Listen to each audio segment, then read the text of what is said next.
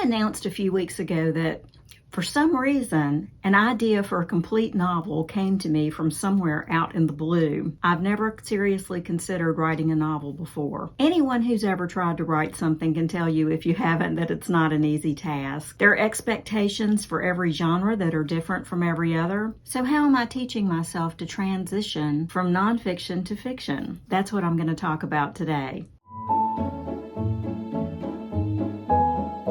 Hi, I'm Linda Maxey. I'm the author of Library Lens' curated collection of superlative nonfiction and Library Lens biographies, autobiographies, and memoirs. As I said in the introduction, I had an idea for a very specific novel pop up into my head out of nowhere. But for the past several years, I've read very little fiction. Mostly I've read nonfiction. But the idea for this book wouldn't leave me alone, and I've decided to write it. Considering that it will likely take me at least a year from start to publication, give or take a few months, this isn't something I decided to do lightly. Just writing it is going to be a huge time commitment. But when you add that to the fact that I really know next to nothing about writing fiction books, I also have a lot to learn.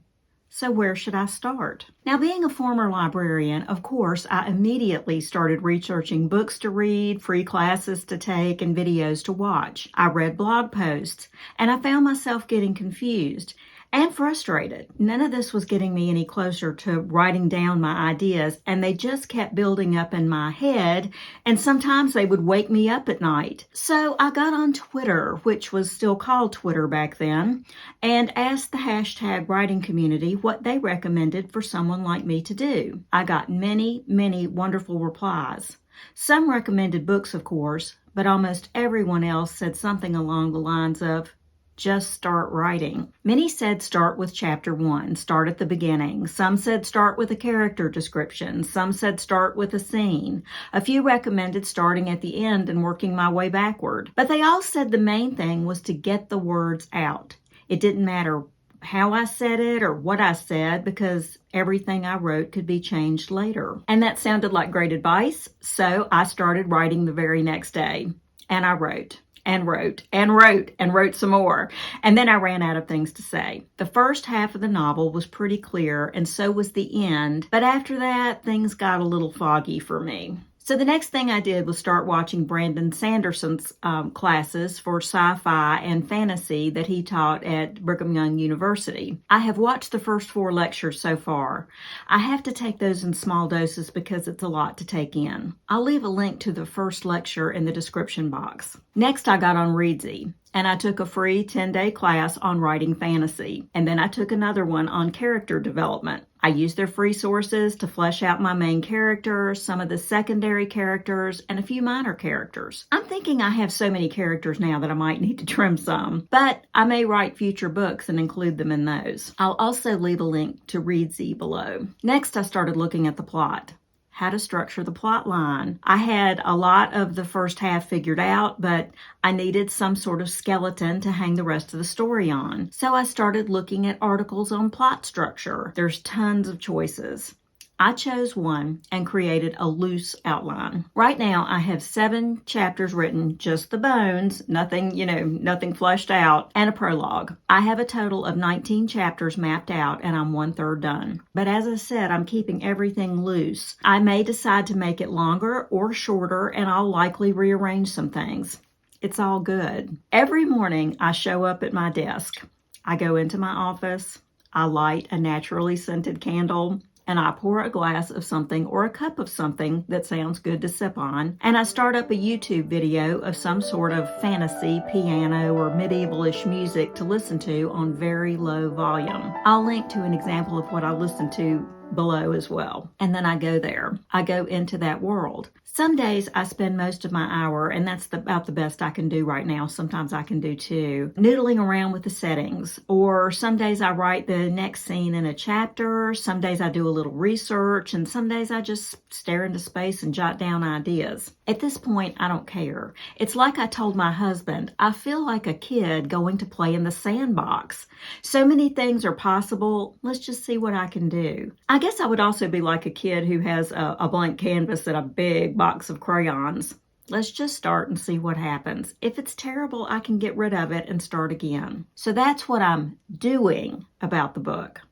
Now I'll share with you what I've been reading to help me figure out how to write fiction. In a later video, I'll talk about the reading I've been doing to do research on the story. Even for a fantasy, some things do need to be rooted in reality. At least for my book, they do. But as for the writing, a few years ago, I took a certification course at the University of California, San Diego in copy editing. I loved those classes. I learned so much, and I met a lot of great people in those classes. I learned a lot about editing and producing books. Unfortunately, I also learned that I was never cut out to be a copy editor because I don't see details. As I think I've mentioned before, I do have ADHD. I am very serious about not seeing details. If something is wrong, my brain will automatically correct it, and I just keep sailing right on past it. I would have made a miserable copy editor.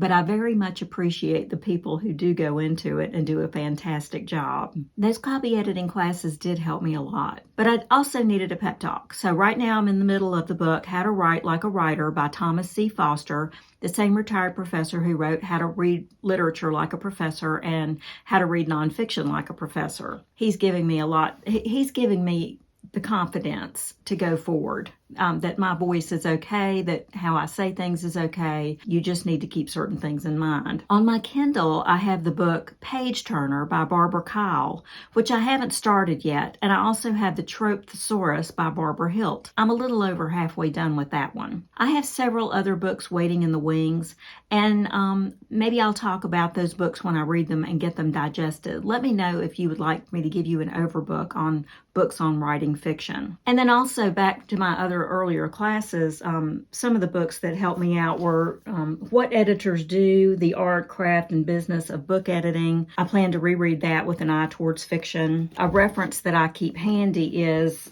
English Grammar and Usage. I have the second edition. I think a third edition is out. This is by Mark Lester and Larry Beeson. It's McGraw-Hill. I also plan to read Developmental Editing, a Handbook for Freelancers, Authors, and Publishers by Scott Norton. I've read this before with an eye towards nonfiction. Now I'm going to read it with an eye towards fiction. And then I'm also going to reread, I'm working my way through this one slowly, Style, 10 Lessons in Clarity and Grace by Joseph M. Williams. People say writers are either plotters, planners, or plantsers. And what they mean by that is plotters are people who plot out everything they're going to write in their story before they begin. They do the outline, they do the character descriptions, the settings, everything.